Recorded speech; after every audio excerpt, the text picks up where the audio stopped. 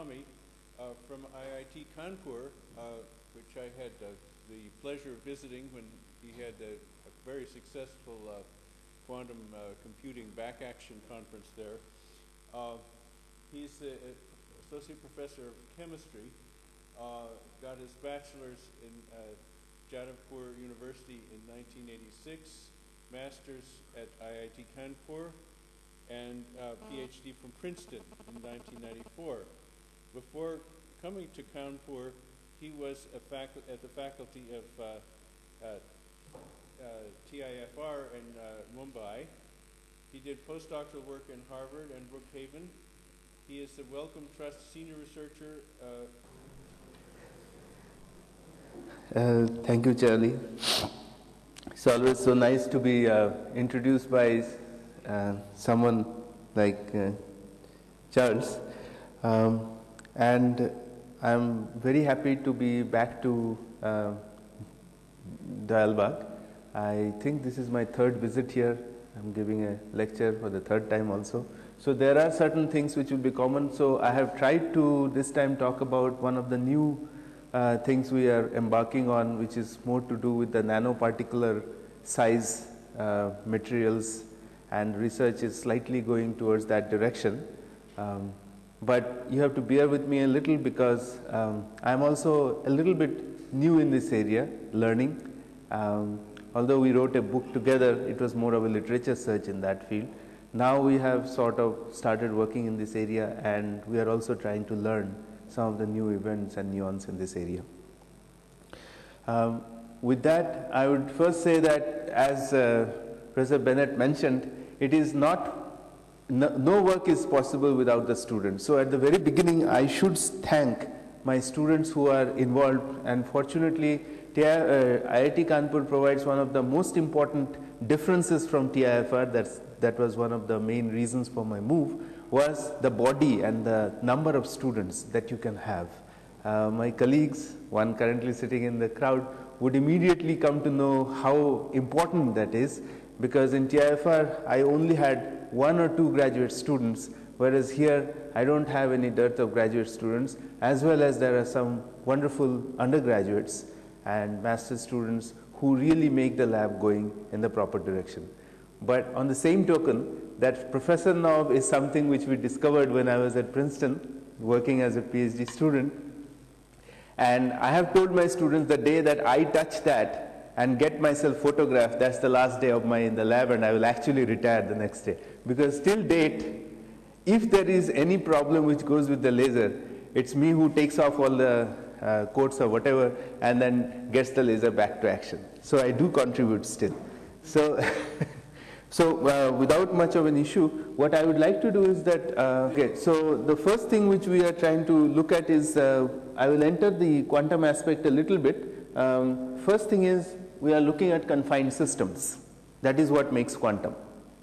When you scale down the dimension, go to confined systems, we are looking at quantum. And so one of the most important issues of quantum aspects is measurement, which all experimentalists are supposed to worry about at the most. And observing and measuring the quantum system unfortunately alters its state. And that perspective, to start with, is perhaps one of the most difficulties of quantum computing information and whatever we want to do with it. So anyway, we have to take that into consideration when we consider qubit. And so a qubit is nothing, as we all know, is a decomposition of the possible states. And the 2 possible states that we have are the pure states 0 and 1, as we call them typically. And however, whenever we measure them, we end up measuring either one of the 2 particular states where the system is supposed to be, and until and unless we measure them, we know that they can be in any of the possible states. And that is perhaps the main reason why we say quantum way of doing things is much more richer as compared to any classical scheme, because we have the possibility of all other systems that we are looking in. And in some way, one of the things which Bennett mentioned is wonderful, because I keep on saying that in my class, is that it's a difference between real number and complex number. the two different systems that we look at simultaneously in electrical engineering, when we do work, we also say that, we look at the electromagnetic field, we are looking at both the real and imaginary parts at the same time. We are doing keeping the tab of everything together, and then finally looking at real numbers, because at the end of the day, measurements are all real. So Schrodinger and his philosophy of looking at dead and alive things is the main event of these quantum aspects. And in terms of chemistry or chemical reactions, the most important thing which we have come to know in the last century is the fact that the chemical reactions are the most important events, and the man behind this whole story got the Nobel Prize.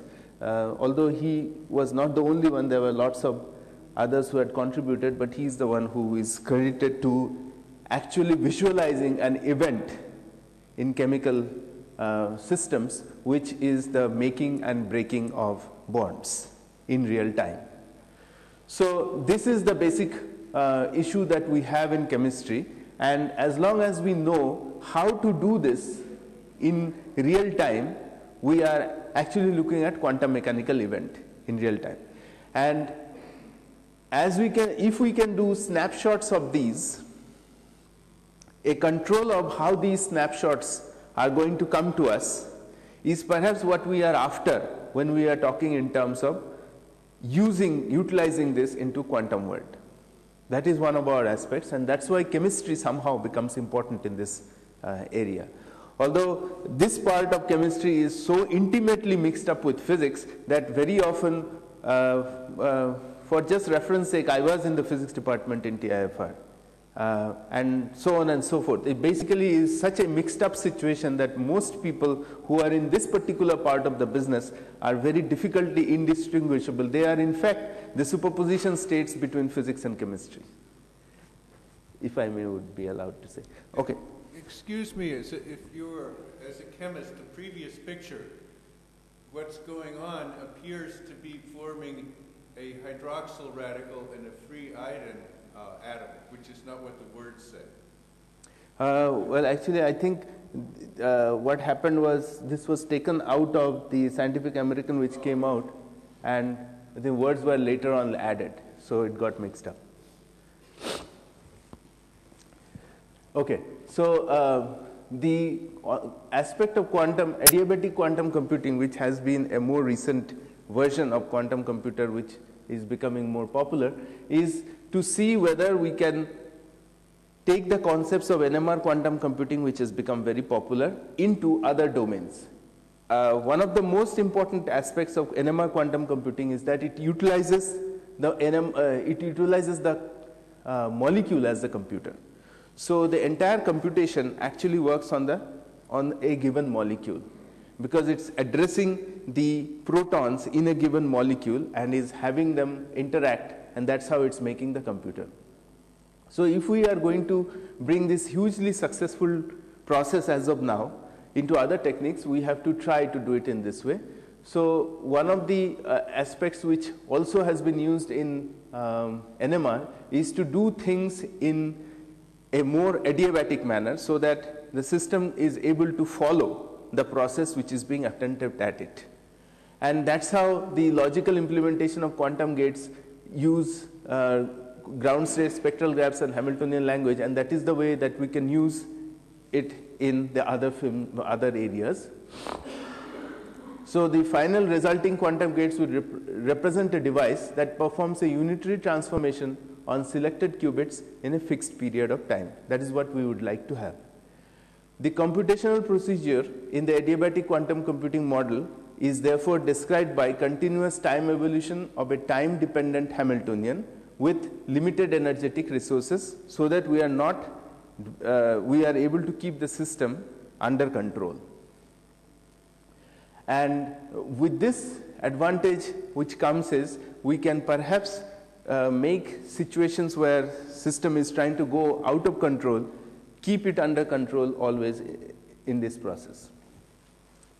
The problem in this process is also known. which is the fact that there is intramolecular vibrational redistribution, which has time scales which are much, much faster as compared to what happens in NMR. In NMR, the time scales are so slow that we in fact have to think of resetting the spins, whereas in case of optical or other spectroscopy where we have similar issues, it is very, very fast. So for instance, if you have an excitation going to the vibration, they vibrate all right, but this vibration essentially immediately connects to all the other possible molecules, and therefore other possible atoms in the molecule, and therefore it's a overall vibrating system, and we wanted to keep it under this mode so that the control could have happened, which is now impossible when we have essentially excited all the possible modes. And that's why controlled chemical reactions are very difficult. If you would like to break a given particular bond, it's always the weakest part of the molecule which will break if this particular bond is not the weakest. And these time scales are much, much faster. That is one of the biggest problems. So some of the initial experiments which dates back to the 80s were more focused on trying to see if you can I think you saw some of this atomic physics principles yesterday when they were trying to show in terms of quantum dots how these have been attempted, that theoretically and experimentally when you do atomic physics, you can see Rabi oscillations, which are basically just two-level systems which are connected and coupled, and the oscillation will go, population can go back and forth. Ideally that should happen, but whenever you have other states associated with it, it doesn't work, and they don't show oscillations nicely. They just show an average which is having oscillations dampening away very fast. That's one thing. And the other thing is, on an average, since you cannot resolve these, and there are many of them coming at different delays because of systems having different frequencies, they are not exactly resonant at the same frequency, you end up seeing a washing away of the oscillations. So ideally, if you would like to go completely to the excited state, which is possible to do theoretically by coming up with pulses of light, but it is very difficult to do it by just simply using a short enough pulse of light, which is resonant at a given frequency.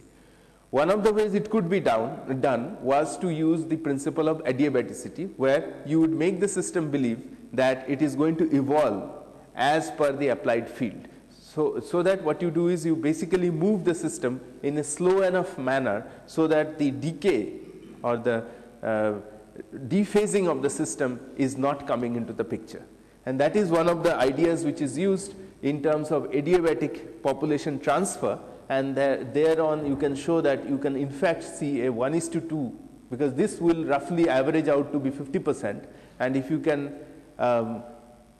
take advantage of the fact that you are able to move the system adiabatically, then you will be able to go 2 times of what the population transfer otherwise would be.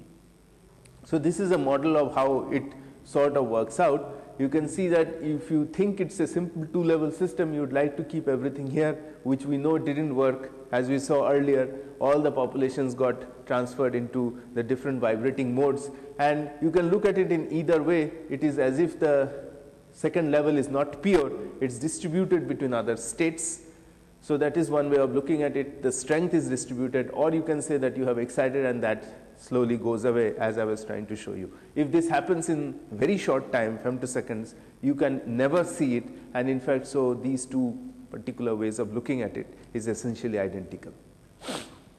And this has been shown in reality in experiments by, again, one of the early groups which showed it was Zuel and Felker. Both Felker is also a professor now in UCLA, where they had used as an anthracene molecular system in molecular beam, where the temperatures could be brought down to situations where only couplings between well-known states could be excited, and they were able to see these beautiful oscillations which were otherwise not possible to see as you raise the temperatures, and they were able to see how these oscillations were getting damped or how they were getting connected by using these kinds of short pulse spectroscopy.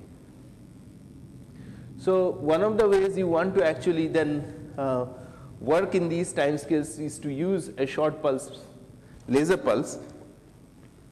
The advantage of a short laser pulse, as you can see, is that it is better and better in time, so it has a very high, it can do things before the dephasing of the system.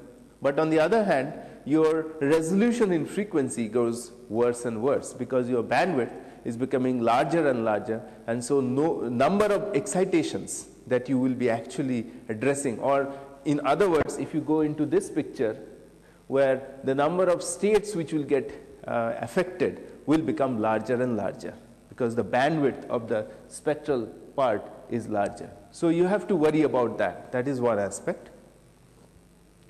And that essentially the other high resolution spectroscopies therefore always try to use the CW or the continuous wave lasers where you could go down to the simplest, the best possible line width, so that they could try to look at one single spectral line.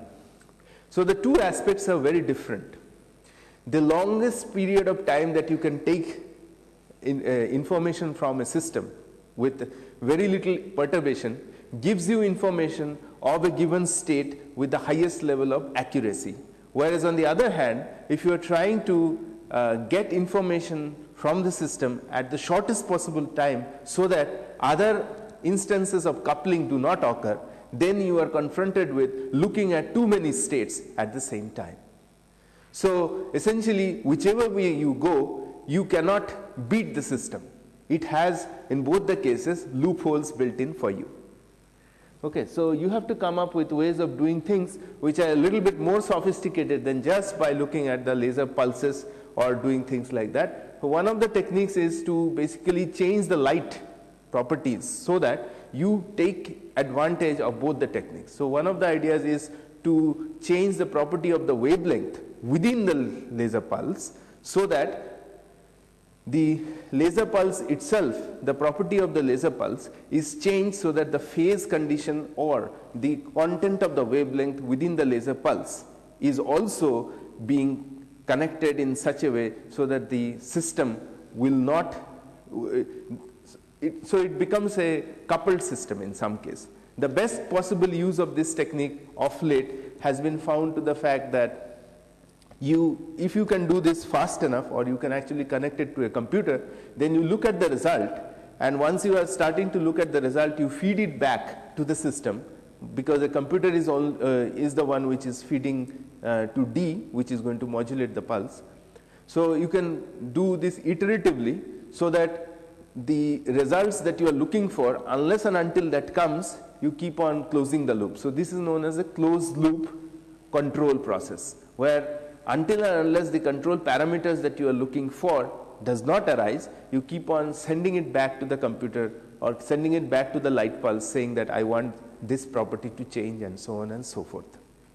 So this particular closed loop pulse shaping technique has given rise to certain control processes which are otherwise very difficult to understand. Now, by looking at these controlled events, people are also trying to understand whether they can now tell something about the molecular event that happened.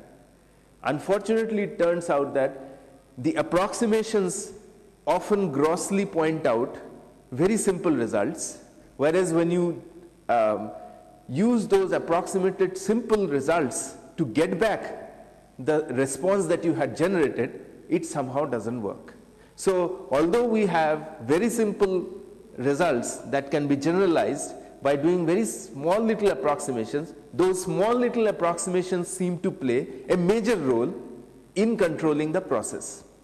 So this is the control community now is bifurcated into many piecewise groups.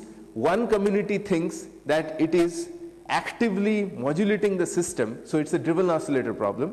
You basically drive the system thinking in terms of a spring which you are basically driving to a point that it has no say anymore, and you are able to get the answer out of it. So that is one of the principles where it is known as adiabatic picture also, because you are basically driving it to a point that it just keeps on going with the field. That is one approach.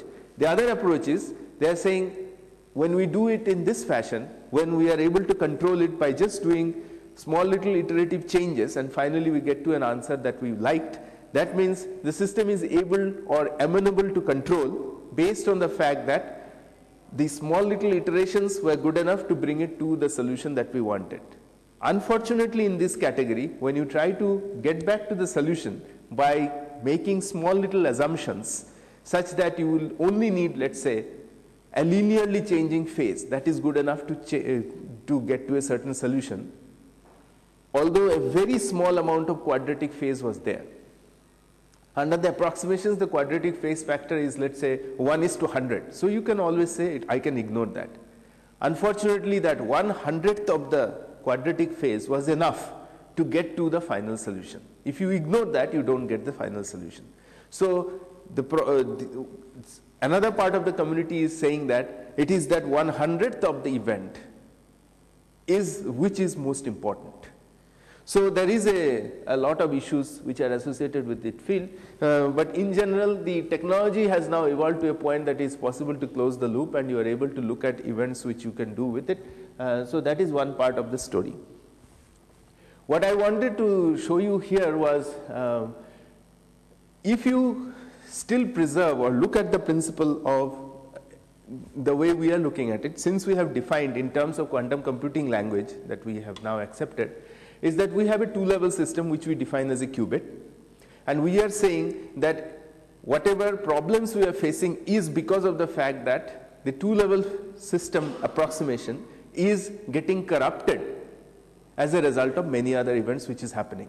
So at the end of the day, we would just want to know what is the two-level character of a system and how can we come to terms with this two-level character and how can we sort of reduce the other effects on it so that we can do the computation the way we want it to. Let us not get perturbed too much by the other events. So that is one approach to this whole problem. So in this particular approach, what we can say is that the simplified system essentially is just a two-level system which is now amenable to control. Now you can write down the Hamiltonian for a two-level system very easily, and if you have those kinds of complex pulses, you can apply all kinds of field properties that you would like to. You can even think in terms of that you are not going to use only one photon field because that might be restrictive. You can have many photons coming and interacting. You are just trying to build in more and more control parameters. Typically, linear systems are most difficult to control or least robust in terms of control.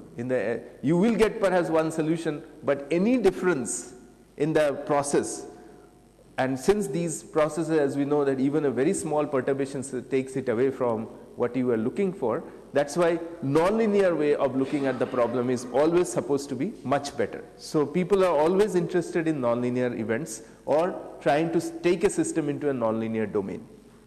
So nonlinear way of looking at the problem is what we always do, and the frequency and its relation within the pulse, which is the phase, is the most easy to control, and that is the one which is often used. So here are certain graphs which is trying to establish that how the two-level system is interacting with an applied field, and so you can start seeing, you will be seeing Rabi oscillations for a simple two-level system, and how the off-diagonal elements, which is basically the coherence property of the system, how it evolves under different amounts of applied field that you can look at. You can understand adiabaticity more in this picture. It's a simple concept of applying the field and getting it to go in a given direction. I don't need to discuss more on this here. The main issue to understand is how much of a field intensity that you would be needing, that is one aspect, to get to adiabatic situation, and that you can say very easily and very quickly by looking at the off-diagonal elements. That is one way. The other interesting thing or feature to look at is that when you are looking at it in a situation where there is adiabatic principles being in operation versus when you are not applying any adiabatic principle, which is the pi pulses, the area of the pulse only, the two operations are different. And that is well understood because when you are using the adiabatic principle or the situation of driven oscillator, then you are actually addressing the system through the coherence terms.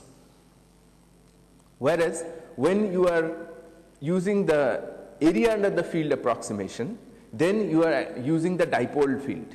That means it is only the connectivity of the states which matter. So in the two cases, one is sort of like connecting it. I will come in a little bit more detail here. In fact, I'll just skip all this and go straight to this. These are too many issues here. I will just go, wait, yeah. So what we are interested in, so this is something which you can do theoretically without even bothering of looking at the experiments. And to understand what you can come to is to get to the understanding that when you are looking at, so generally all the absorptions are composed of both the real part and the imaginary part. The real part is the dispersive part, the imaginary part is the absorption part. When you are connected by a dipole coupling, then you are actually accessing the imaginary part of the problem. When you are using adiabatic principle, then you are actually using the real part of the system, which is the dispersive path. And that's why when you cheat the system to sort of go through the driven oscillator part, you don't even access the imaginary part of the system at all. And so howsoever highly it might have been coupled, which would have caused the absorption, all that, it does not matter anymore. Okay, and that is one of the advantages of using adiabatic processes versus the Rabi flopping process, because in the Rabi flopping process you can never achieve a 100% scenario that you will not see any flopping. You will always see a flopping if you are using the area principle where everything is connected through the imaginary part. So these are certain of the things which we found out. And the other important aspect of this exercise that we saw is that we could quantify how a two-level character of a system came out in 2007. How the two-level character of a system is getting corrupted by having more and more of states which can be coupled to it. Okay. Okay. Now, what do these measurements and implications of coherence have importance to us? One of the important aspects of it is the off-diagonal peaks that we can get. Now, in terms of NMR, we have an analog, which is the 2D Fourier transform spectroscopy, which occurs in the infrared region.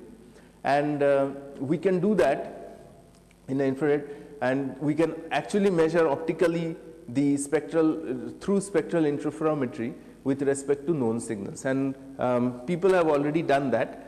In the simplest case of rubidium, for example, which is a perfect two-level system, rubidium atom, you can see how the excitations are coupled. So you are looking at the coherence between the two states. Rubidium, like you have seen the sodium lamps. See, the yellow color there that you see is because of the D1, D2 lines. There are two lines, atomic lines, and because of that you see the lamp, the color. And similarly in rubidium, it's at an infrared, near infrared region. And it so turns out that near infrared region is accessible commercially through a titanium sapphire laser. That's why it has become a so popular scheme to be used. And all the cold atom trapping, all those experiments are based on rubidium systems. So rubidium turns out to be a quite interesting system. Rubidium also is one of the systems which is quite interesting because it enhances the spin.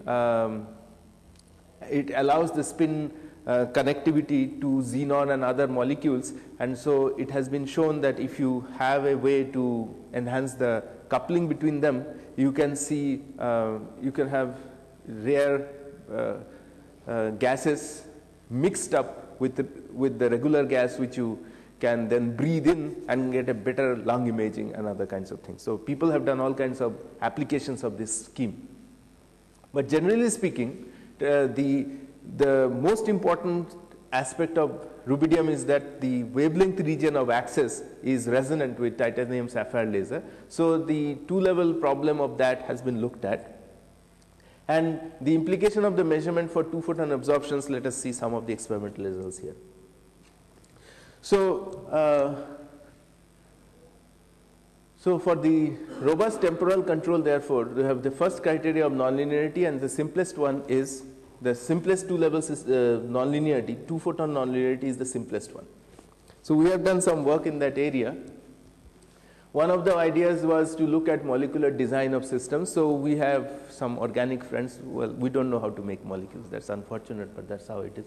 But they have given us all kinds of molecules which we looked at, and we saw that in fact it is indeed possible to look at enhance the two photon character of molecules. So they become very useful dyes, and they can be used for and they can also be used as switches. For example, in one of the particular cases we found that metal substitution on a ligand, these ligands are drugs that you typically use. Porphyrins are ones which are also found in our body. But if you have a metal substitution on that, it becomes highly nonlinear optic. I mean, it has a very high two photon cross sections, whereas the other one doesn't have any two photon cross sections. So you can actually look at metal chelation, for instance. You know, nowadays there is a big drive to see whether heavy metals are actually absent in the drinking water or not. It's very important to remove heavy metal. So one of the ways that is actually done is that these molecules are added so that the heavy metals get absorbed and then they are removed. So one of the ways to see that your removal has been done properly, the metal chelation has been done properly, is to see the nonlinear activity, for instance, of these kinds of molecules. So there is a lot of drive to understand how these kinds of work. We also tried to look at what happens when the frequency content within the pulse is changed, and we tried the simplest case where the frequency was changing linearly. It turned out that it's actually not a very simple solution. It's not that you will be showing that across a certain point the two photon cross section is increasing or not increasing. It went through a lot of changes, and also it depends, very highly depends on the system of choice. We later on found out the reason why it is, but initially we were very surprised and were struggling to understand. It turns out that with all these phenomena that we see, there is the most important thing we have to worry about, as yesterday's slides were also showing, that when we are looking at short time scales, we often are not worried what happens at very long time scales. And so in some of the pump probe data that you saw yesterday, there were some, before zero, there were oscillations and things like that which was happening. That is because, as she was explaining later, that the event, that there was a long time event which was not getting over by the time you were looking at it. And that's typically known as a pile-up error, a pulse pile-up, in the sense that one pulse effect is not gone when the second pulse is coming. Although on the short time scale, almost the entire event is over. Turns out that thermal processes are very nasty in this way. And thermal processes last seconds. Often they can run until seconds. And these thermal processes, unfortunately, are so small to start with that you will not be able to detect the effect of a single pulse thermal effect until and unless all these thermal effects, let's say after 1,000 shots, have piled up and have completely corrupted the measurements that you are looking at. And most of the problem is that when you are making measurements, in order to make something which is of any use or having some level of signal to noise, you do make measurements which are on the order of 100 to 1,000. And that's why you often get into these kinds of problems. So these are all practicalities of experiments that happen. Here is a little bit of a twist into the biological side. What we also found that when we use these two photon processes, it's a very useful way of looking at malignancy versus normal specimen. And these was done, this is a complete piece of work. This has been compressed to one slide here. Please excuse me for that. What we had done was we looked at a simple microscope results, slides of patients having cancer, and then compared to normal patients, and they had only a little bit of suspicion in through the microscopy, simple microscopy technique. They could not really pin it down. However, when we did our two photon process studies, we could really pin it down with an efficacy of more than 98%.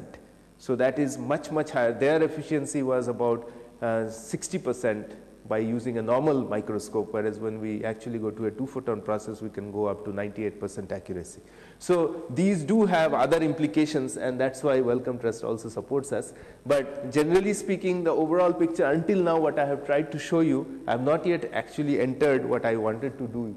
So I'll now conclude what I was trying to tell you all about, is mostly that we have looked at molecular systems and processes and their non-linearities, and have also tried to see how we can control, how much of a control we can do, and tried to see if there are any two-level system, how much of a two-level property that we can look at.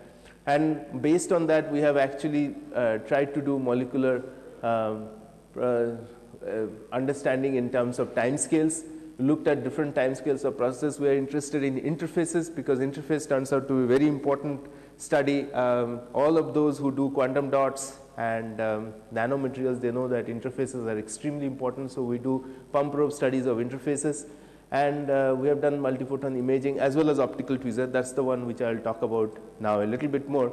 And the other interesting thing that we have just finished and we have managed to show is that you can also do single photon imaging by using a pulse light much more effectively than you can do by continuous wave light, because it turns out that short pulses, in fact, also mean, the shorter the pulses is that they also exist only over a certain period of distance in space. And that's how you can get actual resolution in terms of going up and down, and you can utilize that for a microscopy application. We have also done some of the infrared spectroscopy of 2D imaging and things. Okay, now, most important thing therefore is first to look at how to design. Now, we had already looked at a molecular design, and I admitted, hands up, we don't know how to do that. What we know is something more. First, let's try to understand one of the design processes, which is, let's look at the simplest of all the possible designs is trying to do a bottom to top up kind of a thing. There are two ways of doing it. One is to go from top down approach, which is sculpture, for instance. Okay, so if you take, you know how these big sculptures are done. You have a piece and you curve away and you get the sculpture done. The other aspect is to try to put together things and build a building. For instance, you use bricks to build up a building. In order to do that, you have to first understand what kind of a potentials to be utilized. And the most often used is the Leonard-Jones potential, which has both an attractive as well as a repulsive term. And that's the reason why you have a net interaction which is stable at a certain point of time, certain distance. And we thought that we will look at one of the possible cases of looking at nanoassembly, which is self-assembly often, which has been used. And the question which often comes around is, why do you get cavities? And in crystals, it's also known that there are defects. And it's generally known as a natural phenomenon. First thing is to see why it will be like that. Even if you take the ultimate situation of a square, which you know if you can put together in a way, there is no possible way of seeing any gaps. If you allow it to evolve in the way that a potential of that is supposed to go ahead, you will still see cavities and defects in it. How does that happen? In general, however, molecules are often taken up as circles. So what we did is that we took a large number of them, and they were randomly spaced. They were spaced randomly with respect to position and angle, and the square curves of each were with the number of, it's a large number were taken. The central square in the canvas was taken as the seed point. And so we started it to evolve, and we started this evolution to work. This is a numerical simulation. At an intermediate point of simulation, when the seed is grown and essentially speeds up the process. This actually starts speeding up because as the size grows, its attraction goes up. So one of the things to notice, however, here is that as it is coming, there are situations when they will touch, and then it has to orient itself. It can go around. And in all the possible cases, we are trying to make sure that there is a minimum possible gap which is available. And the idea is that if you let it go for a very long time, so this is a simulation result which is after a month or so, with lots and lots of squares which are put together. you will find that it actually does go to the circular point that you would like to have. This is the simplest model of two-dimensional. So it's just a square, and if you go into three-dimensional, it will be a cube and a sphere. And here you would get to the point. So we came to know that our simulation was in the right direction, because you would get to this minimum surface area. This is the minimum surface area was our constraint. And so we knew that what was expected is true, that even if you apply all the constraints and everything, no matter what happens, you do end up getting defects. That's one of the very interesting results out of this. And secondly, the other result which was very encouraging is that if we design so that in fact it's only two sides are active and the other two sides are not active, you can actually go ahead and do a coded design. In other words, you can then get lines and things like that, rods and things like that, because you are actually allowing the code to work through. So this is one of the simplest way of looking at nano design in some sense of doing nano things. It's interesting. I thought that, this kind of a simulation might have been done many, many times by many, many people and groups, but turned out that the undergrad who was doing this, he was the first one to have done this kind of a simple coding kind of a thing. So we didn't have any benchmark or any other place to compare it to. It turned out to be a very interesting result in its own. Okay. So the next thing which is of importance is not only to be able to design it or to understand how it happens, but also to be able to apply certain kind of spatial control. Now, the control over 3D motion is something which is which has been attempted in many, many ways. One of the ways is to use lithographic techniques, STM techniques. The other approach is to use light to do that work for you, and that is optical tweezers. And the other one is the control over molecular dynamics, which we have already looked at, which is the temporal control. Now, in order to get to the quantum computing or quantum information logic, I think you cannot just live with one or the two. You have to have what we now want to say as a spatio-temporal control. Unless you have a spatio-temporal control, quantum computing or quantum information transfer is not going to happen. And what most of us until now have been doing is we have been focusing, well, spatial control was essentially focused on by in a different field altogether. Mostly we have been focusing on temporal control, because we have been trying to say intramolecular vibration, all kinds of dynamics is very important. We have been focusing only on that. Turns out that both of them together is very, very important. So here is one of the things about spatial control. This is where we are trying to show how we can hold on to a molecule. This was made by one of my students in one of his presentations. He had this very cute picture. So it happens to be because of one of Mark Twain's famous statement, which he also has put together.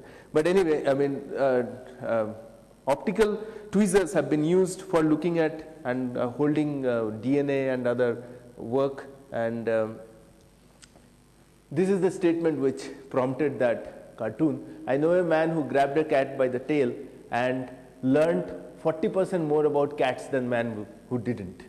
And so he put up that picture showing that, if you hold a molecule, you'll know much more than whether if you don't hold them.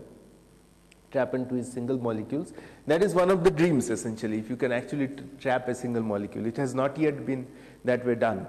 I mean, if you consider neurons, even neurons have not been really held by optical field yet. So mechanical tweezers first dates back to Louis Pasteur in 1849, who separated the DL and L forms of the sodium ammonium tartarate. And 1609, sun exerts radiation pressure. So basically that was one of the first ideas that came into the mind, that you can use a photon flux principle to use this. 1873 and 1917, again, they had the same idea that light does exert pressure, and it was finally Arthur Raskin and Stephen Chu in 1986 who showed that optical trapping, followed by who were able to show it in this Bell Labs. So, there have been lots of instances now about trapping. Now the most important, the most sophisticated one of them is the trapping and cooling of atoms, which is going back all the way to 1997. This has already been credited with Nobel Prize, and the Bose-Einstein condensate as a result of that. Those are the high ends of this. Force measurements on single molecules have been happening over live cells, and this has been came out in Science in 2005 when they were able to look at almost a single molecular level live cell imaging. That's the neuron cell which they had looked at, and there have been labs around the world who do this kind of work. Okay, now how does the optical trap work? So simplest one is to use the principle of the levitation trap, where you can just use radiation to sort of balance your gravitational force, and this is a typical case of an atomic trap where you can use these kinds of things. In case of the tweezer case, you have a little bit more to worry about, because you have to also take care of the Brownian motion which occurs in solutions. So in that case, what you have, you basically take advantage of the Gaussian beam profile which goes through the particle, and there is this bending of the base, and you can sit down and look at the forces which work on them, and you will find that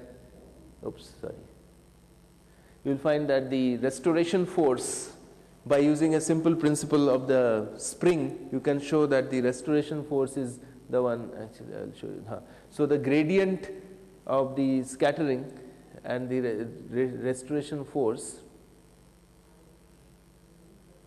can be used by using a simple spring mass system harmonic oscillator model to come to this principle of understanding how the gradient trap works.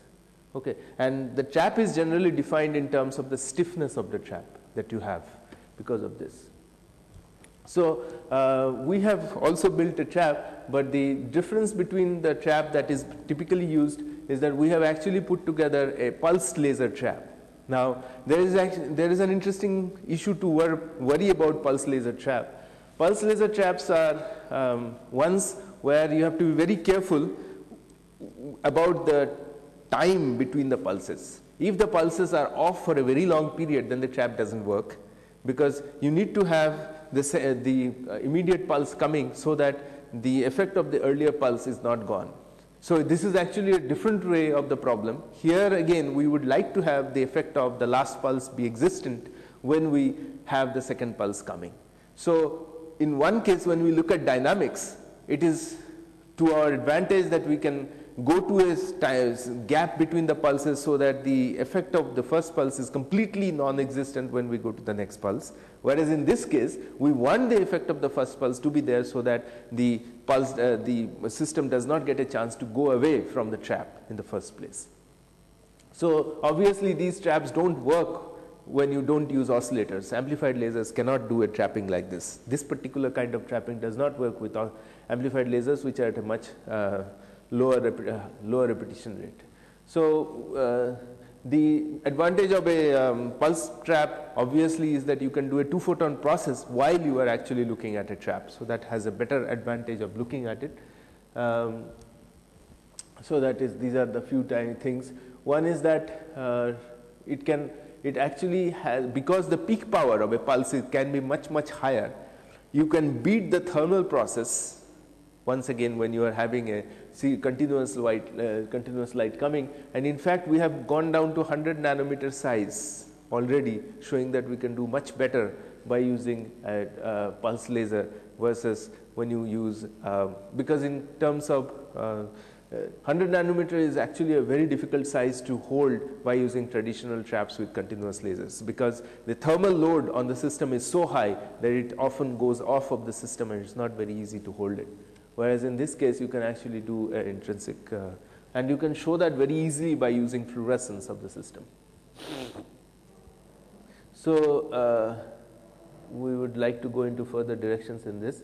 I hate these kinds of, when they're very good, but sometimes they put in a lot of animations. So anyway, so when you go one step further, we would like to actually see trapping of particles of any size, difficulty in trapping single molecules, which will perhaps become a much easier way of looking at it, because our way of allows us direct visualization, and you can have high efficiency photon counters. We can look at molecules in the moderately intense fields, and obviously the biggest advantage here is that we can simultaneously do dynamics while we have trapped a system. So that is one of the, so spatio-temporal trapping or spatio-temporal dynamics is something which we are after. The control with trapped system is something which we are after. And here, okay, so I'll just give you one final experimental result on how you look at molecular fragmentation in a beam chamber. So here again we have, this is in gas phase. Okay, at the end also. In gas phase, this is a fragmentation mechanism of a N-propyl benzene molecule. Just using a blast of a laser light, you can just break them apart. But what you can do is, you can break them apart in different ways based on the laser power and capability. Most often what happens is all of them are formed, because if you are using your laser as a large hedge hammer, it will just break up in different ways. Now, when you use it in a molecular beam chamber and you sort of change the property of the light, so here again we actually use just a simple frequency modulated laser pulse. These are details of how you do the, so you can enhance the ratio of these fragments by using the chirp of the light, frequency content of the light. And so here are certain raw data which is showing that. It's difficult to see here. So what we can show that is that the certain fragments which are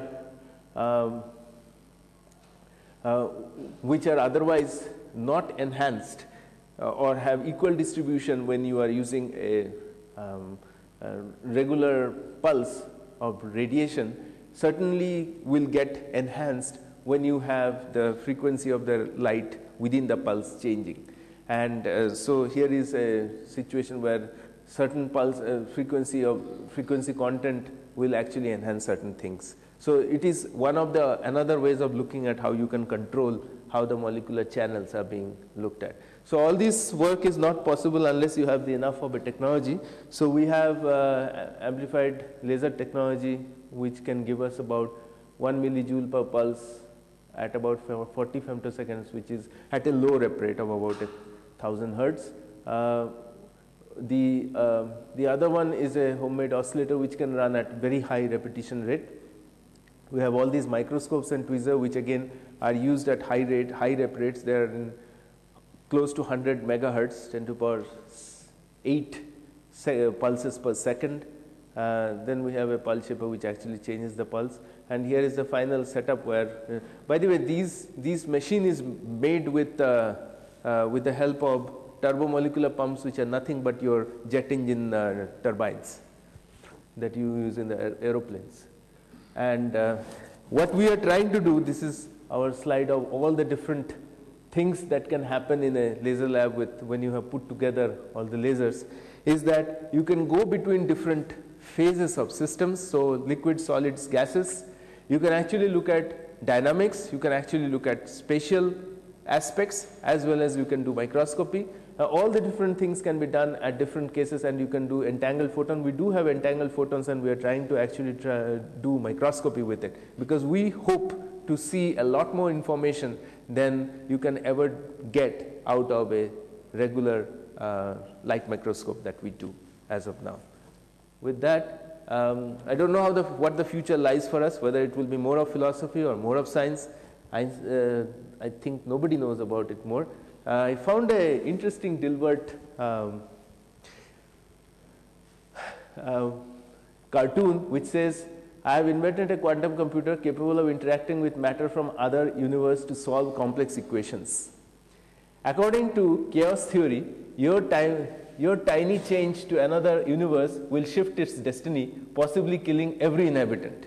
And you know how Dilbert goes. He says, shift happens, fire it up. So I don't know if we can say that, but that's how it is. Yesterday, I think we saw a slide which showed that 5,000 people, 50,000 people are, if 50,000 people are killed every year, whether you will go for that technology or not. And that was just a car versus a nano. So we don't know what lies ahead of us, philosophy or science or good benefit for the world. These are all the people responsible, some of the people actually responsible for it. And Vishal has helped us write this book. Thank you very much. And we have the quantum computing, which Bennett was saying, has become quite a bit of a back action book, has become quite a bit of a success. I would recommend, actually this is one of the suggestions which I wanted to give Vishal about, that we do take out some proceedings with, because AIP, for example, is very, very interested. We can talk to Springer also. One of these which you can later on discuss. And there has been one book on lasers on chemistry where we had written something for most of the recent things, because I think lasers and chemistry generally do not gel, but it has come to a point people are beginning to let us be there, live there. That's how it is. Thank you.